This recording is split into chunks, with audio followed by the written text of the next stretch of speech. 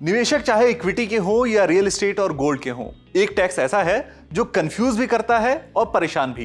Capital gains tax, जिसमें long term capital gains tax और short term capital gains tax दोनों शामिल हैं। देश में इस टैक्स रेजिम का स्ट्रक्चर थोड़ा जटिल है।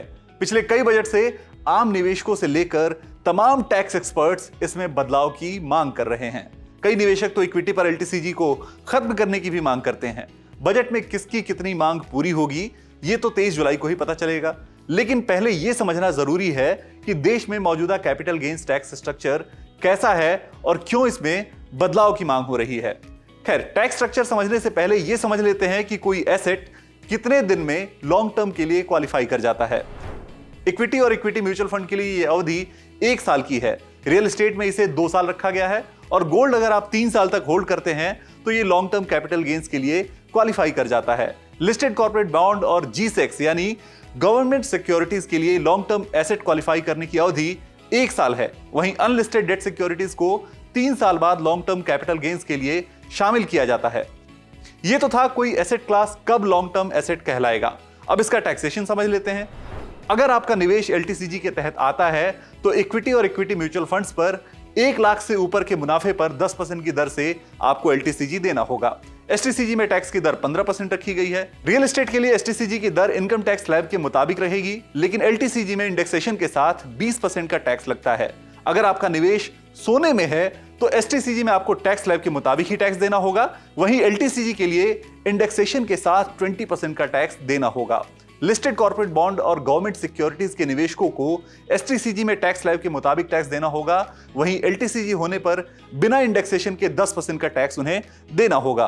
वहीं अनलिस्टेड डेट सिक्योरिटीज पर एसटीसीजी तो टैक्स स्लैब के मुताबिक लगेगा, लेकिन यहां एलटीसीजी पर इंडेक्सेशन के साथ 20% टैक्स देना होगा।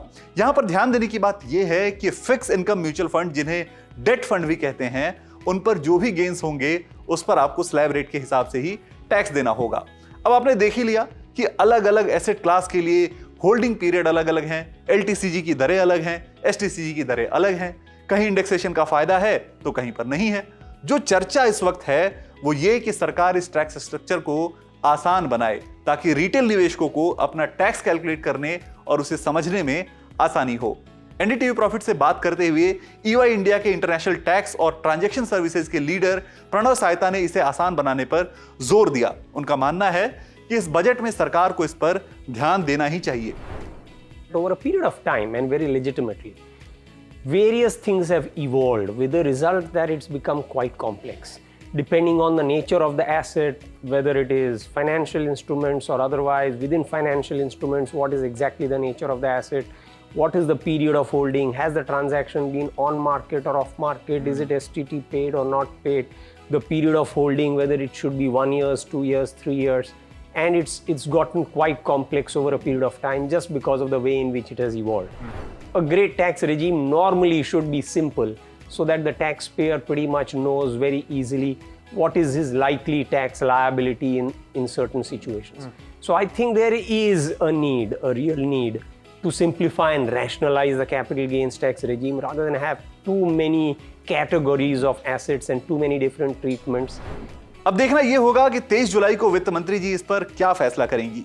तब तक बजट से जुड़ी सारी जानकारी और बजट में आपकी काम की बात को समझने के लिए एनडीटीवी प्रॉफिट हिंदी को सब्सक्राइब करें और इस वीडियो को अपने ग्रुप्स में शेयर जरूर करें।